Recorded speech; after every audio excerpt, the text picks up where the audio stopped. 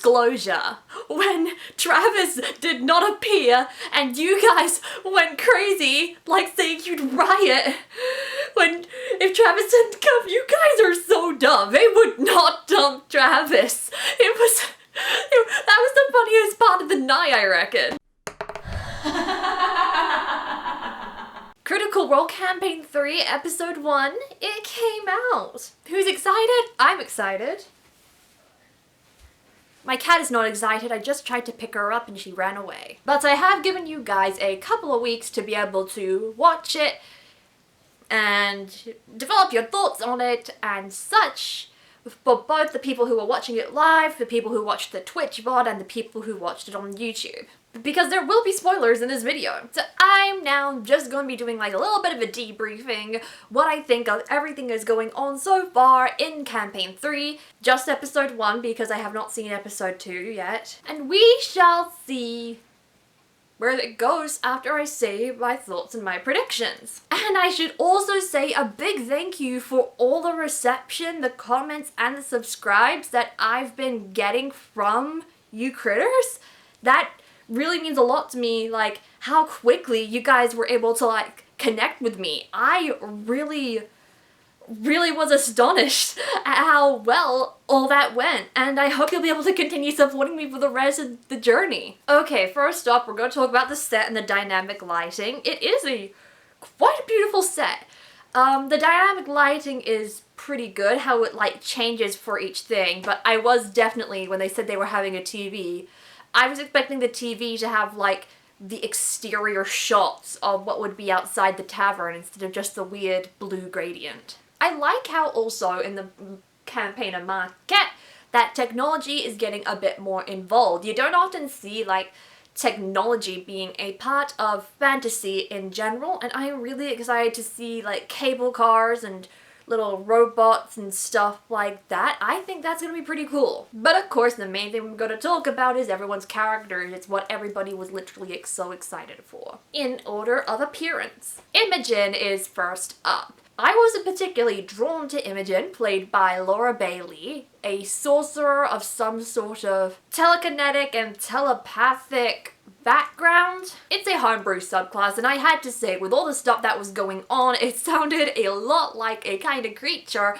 in my novel. Yeah, I'm an author, in case you didn't know. I guess you can check out my writing channel. I think this is Laura's first time doing some kind of like custom subclass thing. My guess that she was going to be a Tabaxi blood hunter was completely wrong. She's a human sorcerer. I mean, I guess in some ways that makes sense. I saw someone in the comments that they said that, or someone from a video somewhere, I can't remember who, I am so sorry. They were saying that Laura was likely to play a sorcerer type thing because the cleric wasn't very much a damage dealer, and she wanted to be a bit more of a damage dealer kind of cleric instead of a healer, but we all know how that went. But the telekinesis type stuff is interesting, especially considering the first opponent that the entire party faces were animated objects that seem to be controlled by their own will. So I think there's going to be some big part to play in terms of that kind of telekinesis stuff. Next up is Marisha's character, Lordna, the yet-to-be-identified warlock/sorcerer. She's very obviously got an undead patron just based on how much she looks like a zombie. And as for the sorcerer side, just judging based on her aesthetic, I think her sorcerer dip or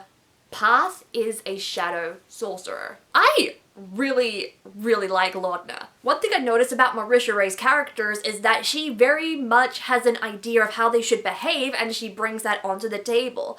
And so the way that Lordna has been behaving is like this creepy version of Cruella de Vil, and I am really here for it, but she's still like creepy yet like really sweet, like wanting to play with children and stuff. I love that about Lordna. I did make a prediction that she would play a charisma-based character, but I went with Paladin. And yeah, she's a warlock instead. You got the perfect warlock, her weapons and supplies.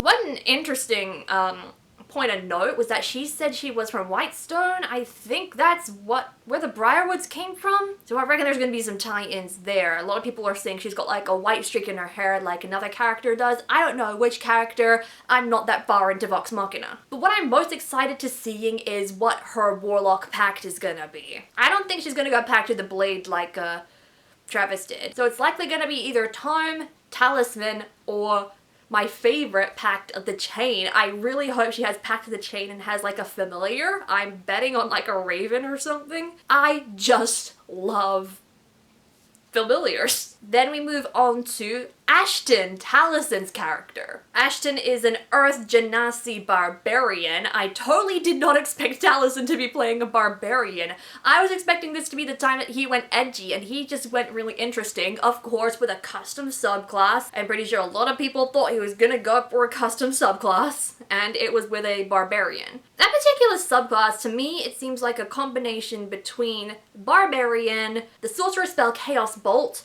and the paladin. He's basically got a Chaos Bolt style Divine Smite. I'm not gonna lie, Ashton's kind of hot. The onyx that is dug into his head in his character design is definitely where his power comes from. I'm not quite sure what kind of origin it would be. We may be able to tell once the subclass gains an official name. Furthermore, he seems very entertaining. It's just he hasn't had a proper chance to, like, shine because of the character that he was paired up with. Let's talk about that character. Sam's Cleric Automaton. Fresh cut grass. I'm glad I guessed that Sam would be a cleric. I did not entirely expect that Liam would choose a cleric for Sam, but yay. And another custom subclass cleric character. That is gonna be interesting. Because I initially thought that, like, just hearing how Fresh Cut Grass acted, I thought that they were gonna be some kind of peace domain, but the abilities that Sam used in that battle, they were not peace domain abilities. So I'm wondering what kind of domain that would be classed as. Regardless, he's already become iconic. I feel like he's going to be the jester of the campaign. I mean, of course, because, you know, Sam, he always has to play some kind of chaotic character. I mean, I don't know if Fresh Cut Grass themselves is particularly chaotic, but just like their sort of naivety in their behavior, and of course the tank, the petrol tank, or the gasoline oil tank for you Americans, with a chalkboard on the front. I've seen so many clips on YouTube where, like, it's just, like, close-ups of everyone reacting to it. And Matt's reaction gets me every time, just thinking about it. Next up, arguably, the controversial choices of characters. And let me just put this quick disclaimer in here. You are not entitled to decide how others should play their characters in Critical Role or in any other D&D game. I saw a lot of people getting disappointed that Ashley, Liam, and Travis brought in characters that they had played in other games on Critical Role previously. I wasn't around when Jester was first introduced into a campaign, but Jester was tried out in other campaigns too, outside of Critical Role. But you entitled fucks do not need to go and say, voice your opinion on how disappointed you are about these characters coming in. It's their game. They can do what they want. They're not gonna listen to you. I've already watched EXU, so I've already seen these characters in action, including Robbie's character, Dorian. I've voiced this a little bit before, but I fell in love with Fern the moment that she was introduced to Ashley's character. I'm really excited to see her come into this campaign, and I'm so excited that Ashley gets to be a chaotic character. It just suits her so well. And of course, Fern is absolutely gorgeous. Orm, on the other hand, the halfling fighter that Liam plays. I'm very, very not sure about him. Because from what I'm aware, Liam was playing a character that would let loose. And judging by what I've seen in Exandria Unlimited, he was the most straight cut out of the entire party. I'm wondering if what he means by letting loose is like being so serious and plain that to contrast against everyone else who might be playing more bizarre characters and the interactions between him, that's where he's letting loose? I don't know. But I already liked Orym a lot more in the first session of the main campaign compared to EXU, because there were other characters that were a bit more serious and a bit less crazy than an EXU in there. So it does seem very possible that I may grow into him, or there might be something very interesting and bold that the seemingly normal halfling fighter is going to do. Robbie playing Dorian, people are very confused as to whether or not he's going to be a permanent cast member. On Twitter, it says that Dorian was going to be a guest, but with the way that the party has sort of coalesced, I don't know if that's going to be something that will happen, if Dorian is just going to abandon Fern and Orym to go back. He just seems the type that would not go back without him, so maybe he's like a permanent guest to Campaign 3. Or maybe he's just going to be here for a little bit, and then we're going to say bye to him. Yeah, I still want to know what Dorian's subclass is. It was never revealed in EXU. I really, really want to know. Like, none of the subclass abilities have come up, and I don't even know if Robbie knows that he has subclass abilities. Then we got Travis's character, Bertrand Bell.